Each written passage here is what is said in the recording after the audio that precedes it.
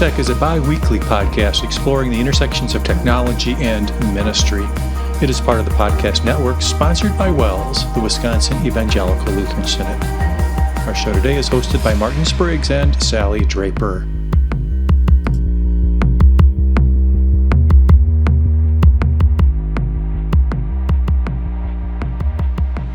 Welcome back to WELSTech, everybody. This is episode 677, and we're recording this on March 24th, 2022. I'm Martin Spriggs, and this is a show about technology and ministry and where those two intersect. And standing at that intersection with me, as usual, is Sally Draper. Hello, Sally. Hello, Martin. I'm out here in Minnesota standing in the snow, no less. Really? We had 70 on Monday and a snowstorm on Wednesday. So spring has arrived in Minnesota. Yes, you can tell by looking outside. Yes, exactly. Well, we're glad you're here, and it is 2:35 as usual on WELSTech for those people watching at home. So perfect time to talk. If you want to get the joke, you have to watch the video feed. So. All right. We have two very special guests joining us on this education technology focused show, which we do every couple months here. And first is Rachel Feld, Professor Rachel Feld from Martin Luther College. Hey, Rachel, welcome. Hey, Martin. Good to be here. I am doing all right. You know, it's been a bit of a rough week. Had to put a kitty down on Monday, which was very sad. And then trying to catch up from all that. And then it snowed. Snowed. Exactly. I don't know what's wrong with Minnesota, but right. They missed the memo, huh? Right. Apparently. Yes. Yeah. Spring will come eventually. And joining us from beautiful Wisconsin, Jason Schmidt. Hey, Jason, how are you? Hey, doing great, Martin. Spring has arrived here in Green Bay as well. We have like 40 probably and all rain. at 32 degrees. Yeah. Yep. For like the next week and a half or so, and then I think we're going to hit 80 probably. So, just enough. It'll be enough. Good. Yeah. Let's leave the weather behind us. That's a conversation none of us really want to have right now. But the conversation we do want to have is about educational technology. And it's always fun to have Jason and Rachel on because they always bring their A games. And I think that's no different today. Very true, Martin, and especially as we look forward to this summer's WELS Education Conference under the theme United in Christ, Diverse in Service. Both Rachel and Jason are speakers at the conference. So if you want to see them in person, you need to be at this conference in June. Rachel is going to share a little bit about her topic today, using technology to spark creativity and higher order thinking skills. So we are a tech podcast. Obviously, we're interested in technology, but is technology number one when it comes to higher order thinking skills, Rachel? No, really not. I was just talking with Bob Martins here the other day about how for a tech person, I spend a lot of time talking about not tech. And I think that's because the focus has been on tech for so long that some of the other things in education have been not maybe as important. And really, in order to use technology effectively, you need to focus on your lesson objectives and standards and pedagogy and all that good stuff. And that also goes to helping our students be creative and use their higher order thinking skills. Oh, hey, look, that's me. Yep. And that's what you're going to talk on this summer. And I think tech does have a place in that. And we certainly want to touch on that during the show, but maybe just starting with why it's important to get them to this higher order thinking and what's going on there with that concept.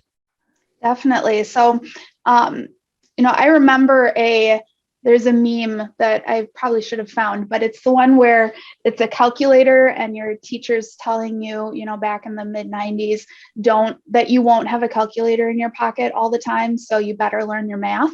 And that is no longer true. And that goes for an awful lot of things that we maybe learned, at least when I was in grade school. And knowing those facts, while still very important, isn't quite as important because the facts or lack of facts is so readily available. And so using those higher order thinking skills to, put the information together and critically think, is this even valid information? What website did I get it from? Is the person writing this information know anything about what they're writing about? And then how do I use that information? How do I use what has happened in history, or what we're learning about in geography about different cultures or things?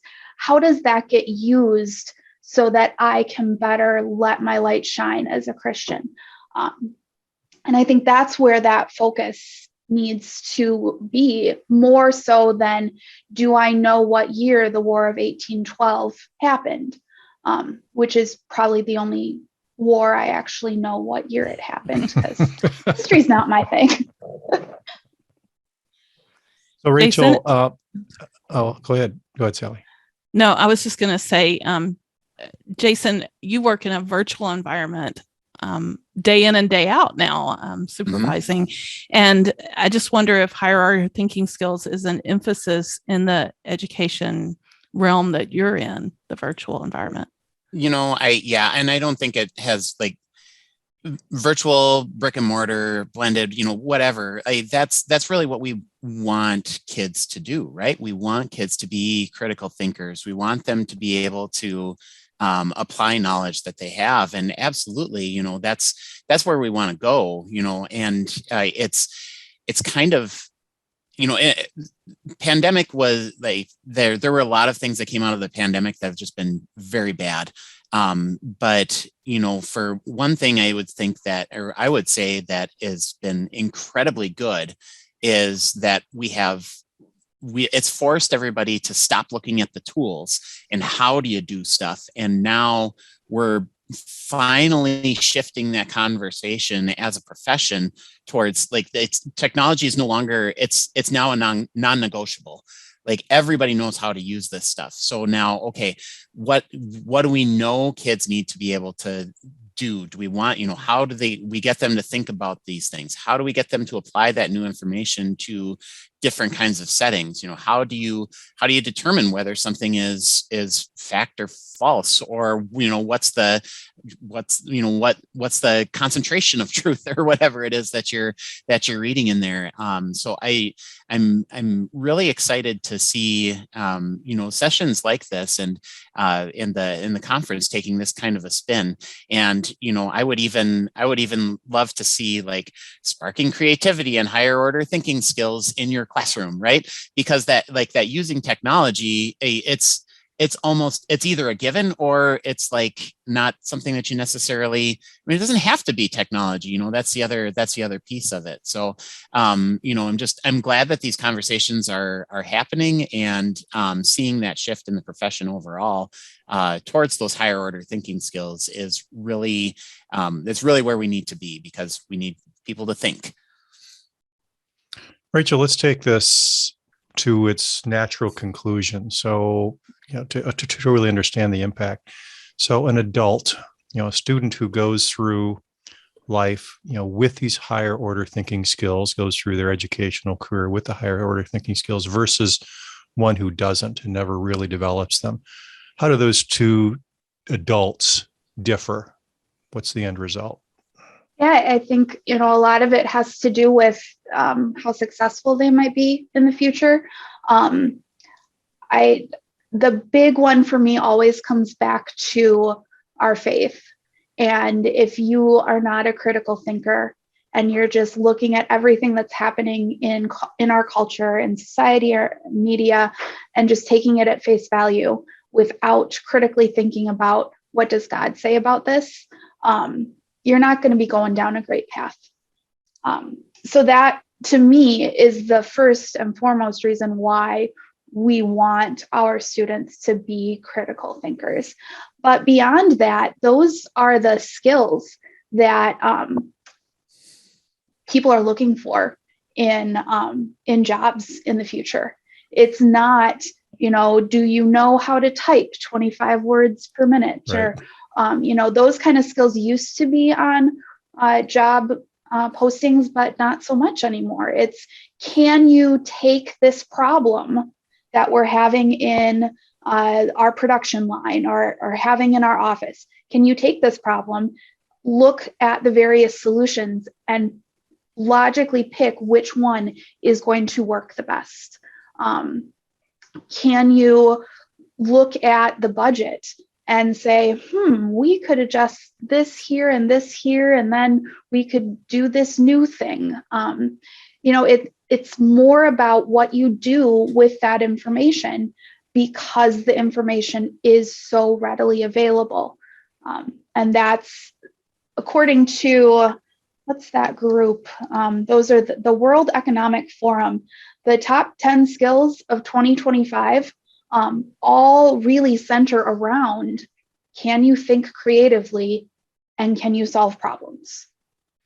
Yeah, I know when we're looking at hiring, on our team, on our technology team, I'm not necessarily looking at how much they know, but how they approach, a problem. Are they problem solvers? It's really a challenge to hire somebody in technology, especially, but I would think in most areas that don't know how to attack a problem and aren't passionate about solving it. And if you've got those couple skill sets, you figure out the rest. As technology changes, you have to be able to do that. It's not so much what you've memorized or even what experience you have or bring to the table, or even degrees.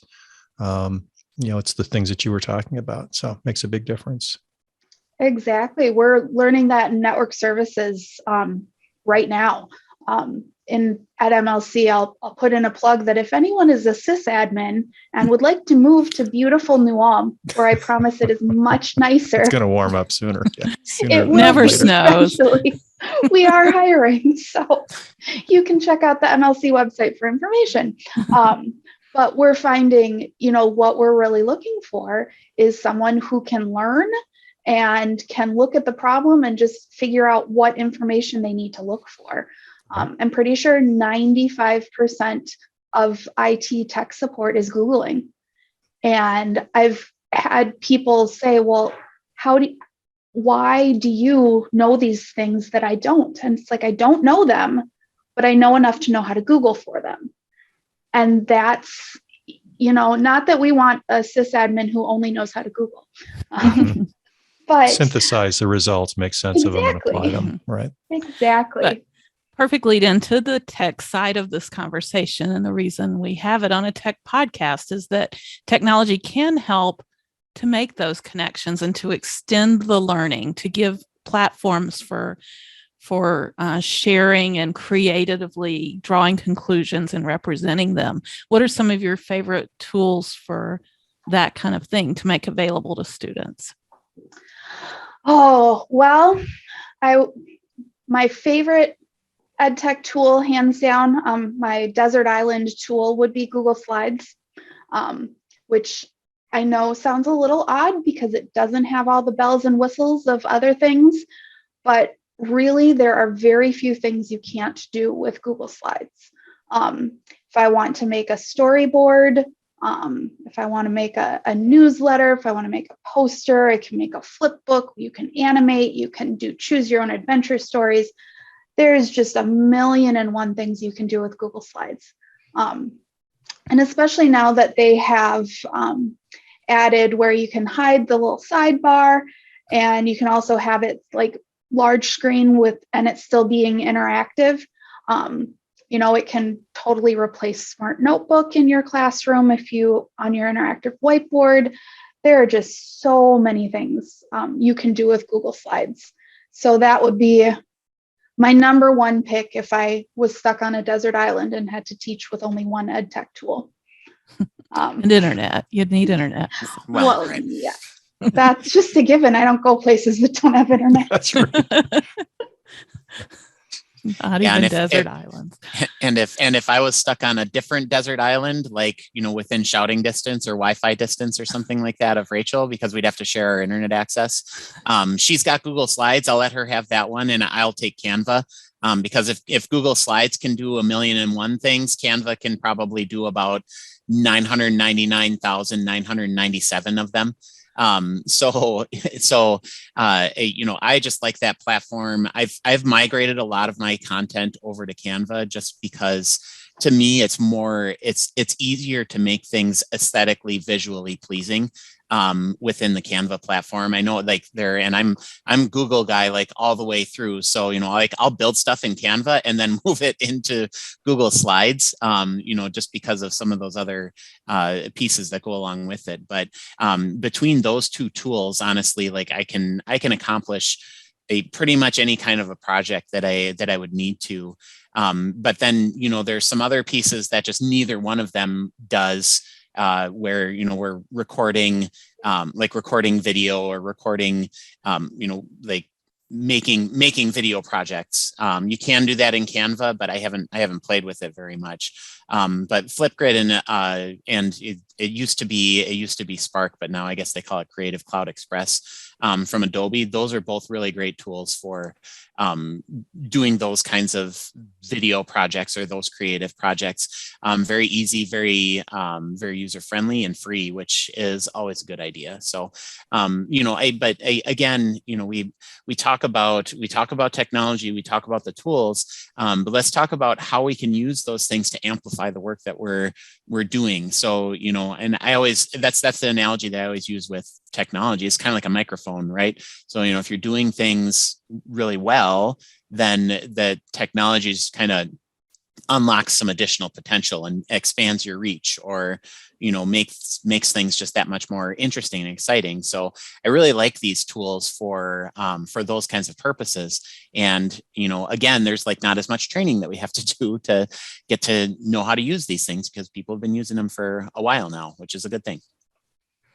I have something that ties into the conversation. I'm really excited. I want to share this with you. You guys can tell me I'm wrong, but I just read a quote from the Minnesota State High School Mathematics League. I follow their Facebook page. Really happening place if you're looking for something fun to follow. Anyway, the gal that is the number one, the winner of the state high school math competition, had this quote: "This competition season, the thing that has helped me the most is teaching.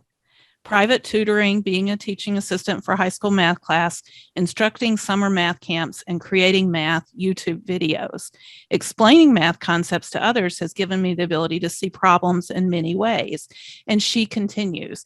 But I think one thing I had read was maybe podcasting or something as a way to kind of make those connections. Teaching, doing videos is a perfect example of how you can continue to make higher ordered thinking type connections with your learning. Definitely. That goes back to the synthesizing and the, just letting your students show what they know. The more students are able to do that in a way that makes sense to their brain and can share then what they know with an audience, whether it be big or small. And those are things that technology is really good at doing. When you make a paper pencil poster for the classroom, to share that out beyond your school walls is really difficult. When you make a Google slide, to share that out beyond your school walls is a piece of cake. So being able to give students that reason and the voice to it. Why would you want to make something really awesome if you know that the 10 people that you sit in 8th grade with every single day are the only ones that are going to see it? Some kids they just want to do well because they do want to do well. And some will go, I got the grade, it's all good. But if you know that that's going to be put on the website, or my teacher's going to share this at a conference, or it's going to go out on Instagram or whatever, then the stakes are a little higher. And I maybe really want to show that I can do something cool that really helps share my learning. Very good.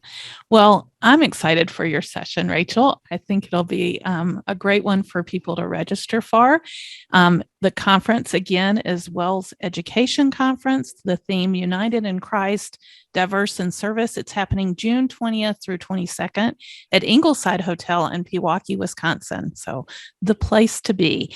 And we've got all the details on the website. I'll just make mention that early bird pricing is at $325 for the conference, and that deadline is coming up on May 1st. If you happen to be a contributing school, your entire faculty can get an additional $50 discount off of that price. So that brings the conference price down to just $275. What a deal.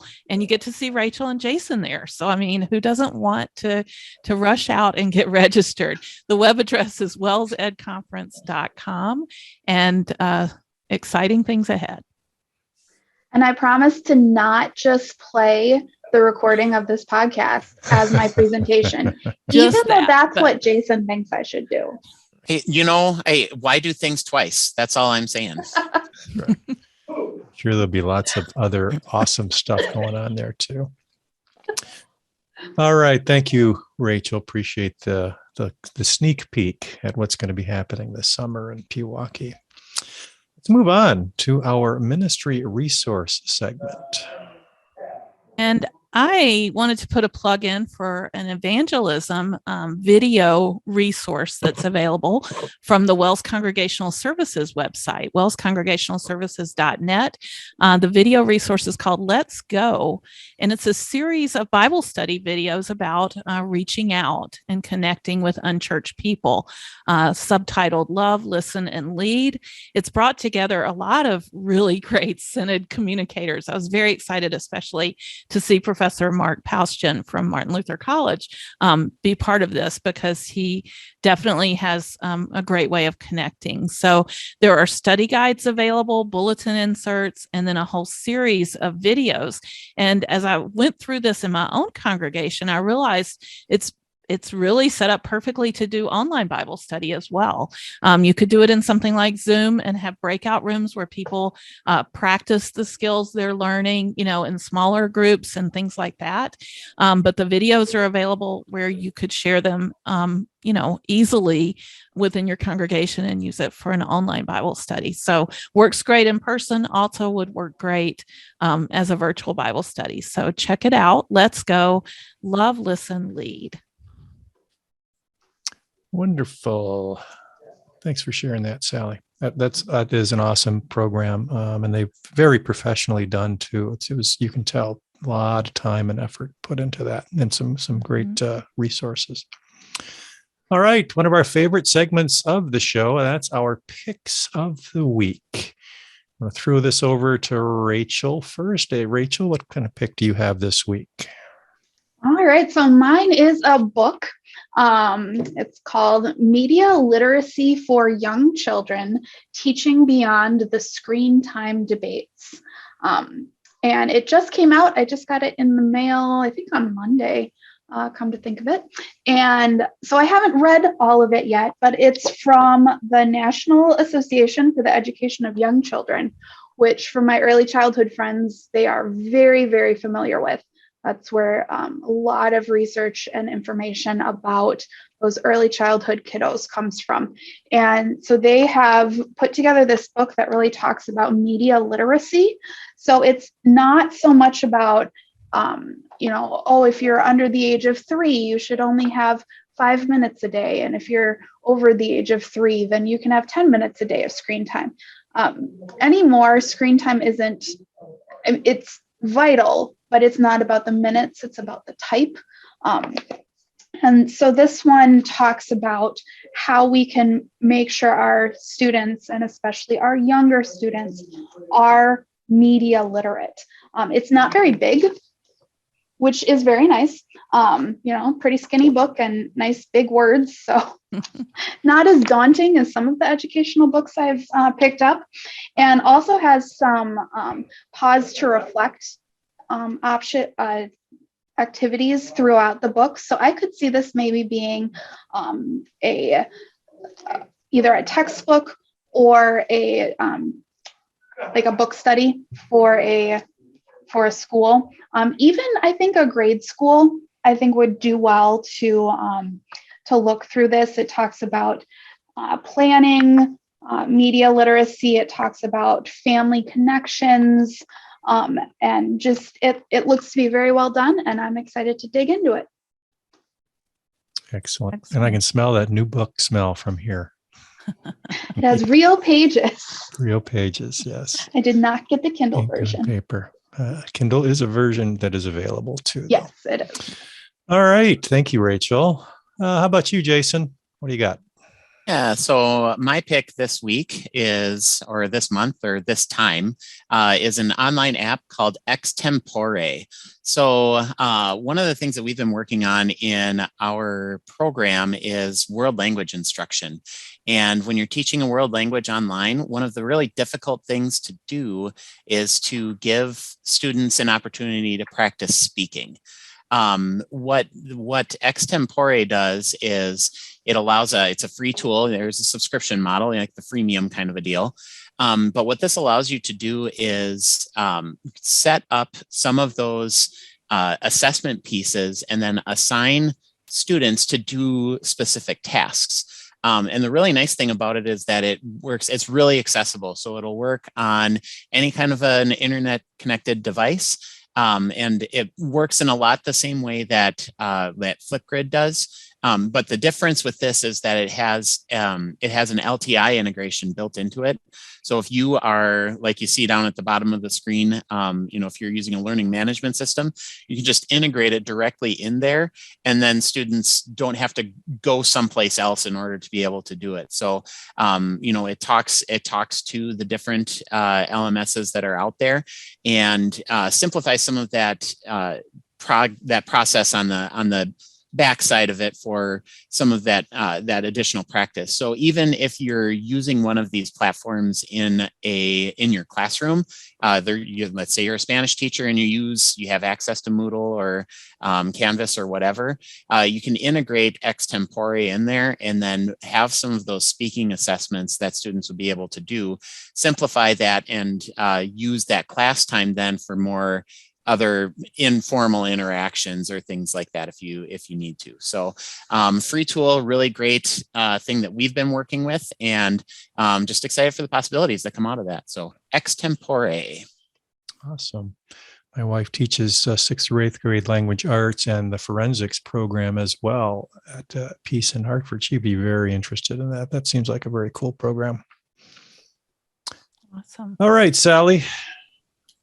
Europe. My turn. My pick is related to Google Apps. And we heard from both Rachel and Jason how Google Apps is go-to for them. And Slides in particular, I think Rachel said was her desert island pick. So this is a series of training from the Google for Education that's Google Apps for Beginners. Start learning in 3 easy steps. You need a Google account, you pick a lesson, and you learn new skills. And they have a whole selection of lessons, 8 different in this collection.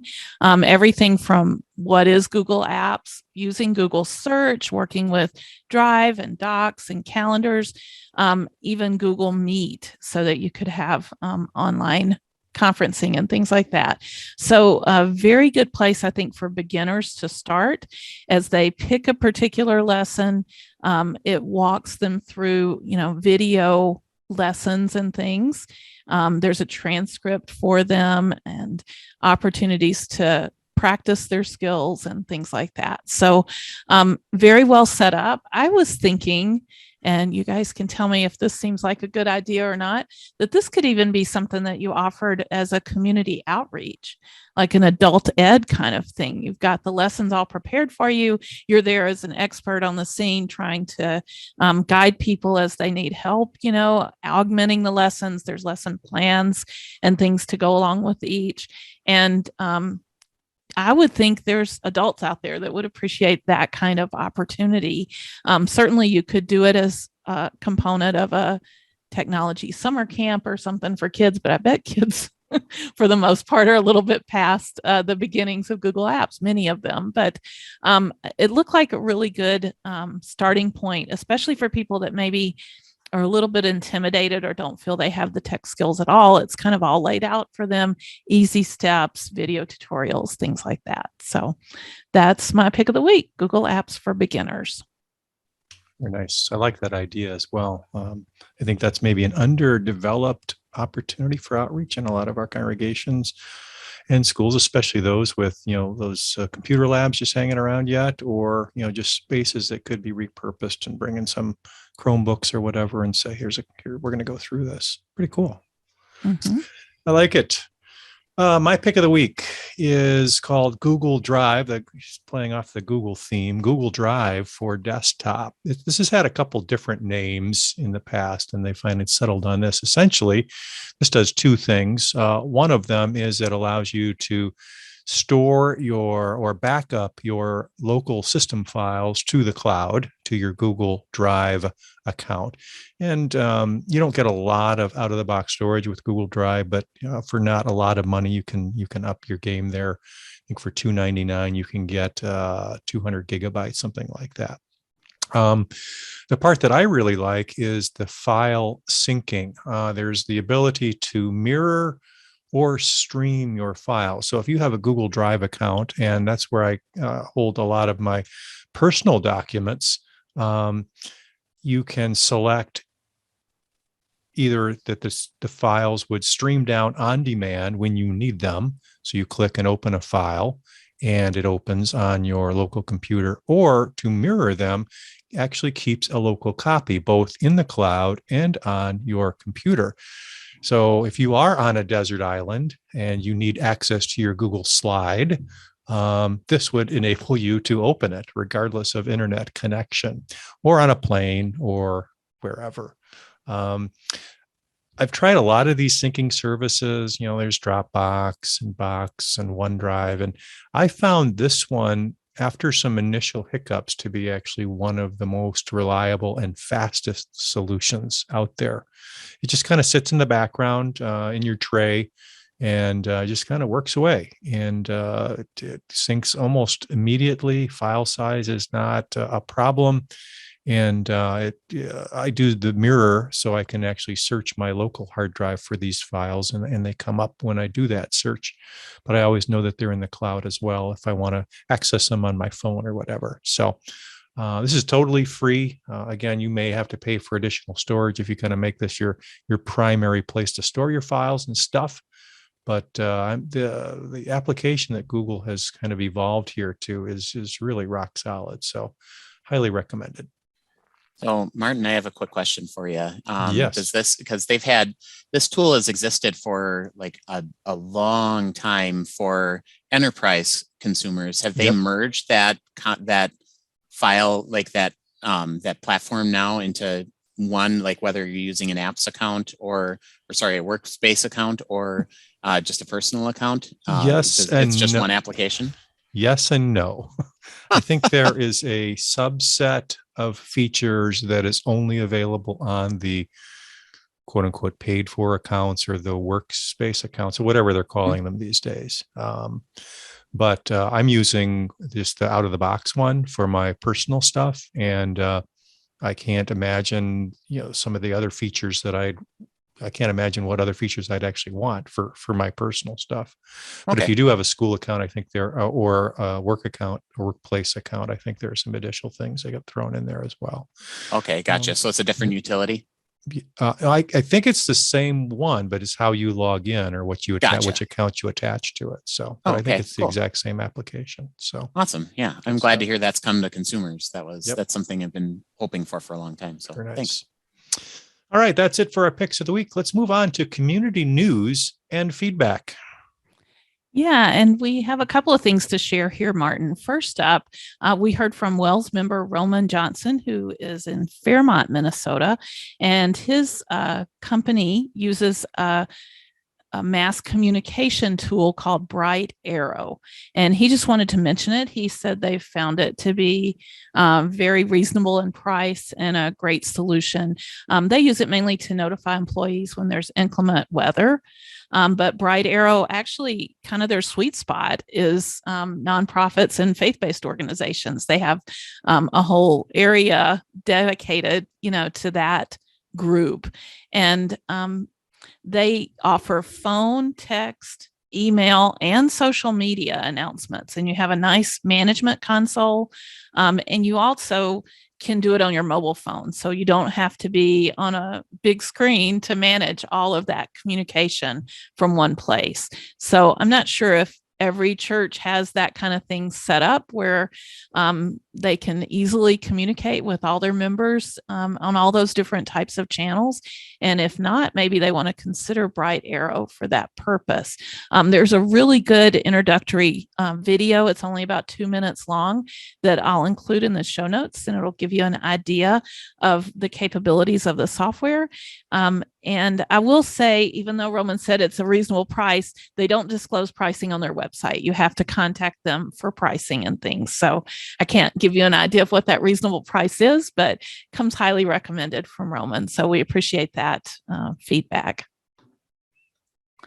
All right. Next up, we wanted to make mention that there is a conference happening pretty soon from our friends at Christ in Media.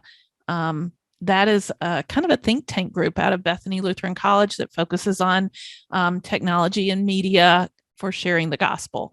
And we'll have links in the show notes to both the festival and this overview article about the festival. It's called an XR festival, where they're bringing together virtual reality and augmented reality and how that could be used in gospel outreach. And Christ in Media has a history of doing some really neat kind of test cases and things with area Lutheran high schools. So they reached out to area Lutheran high schools, offered them virtual reality headsets to be a part of this and do some research and brainstorming within their schools.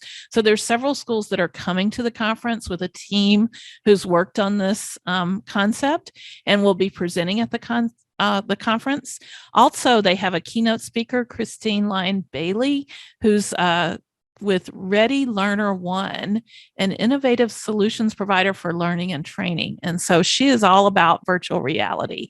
She co-authored a book on Reality Bites and the esports education playbook. So she's very into that space of virtual reality and will be keynote. The conference is actually happening on April 1st and 2nd. So it's just right around the corner, about a week away.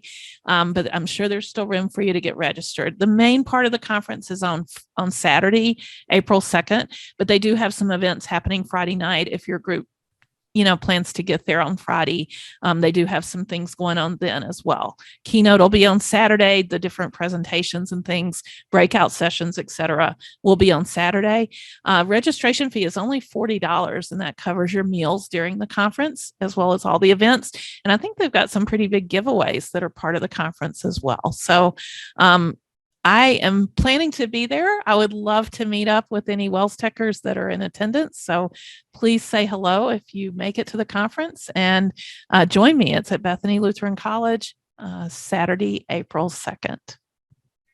Excellent. That sounds like a lot of fun.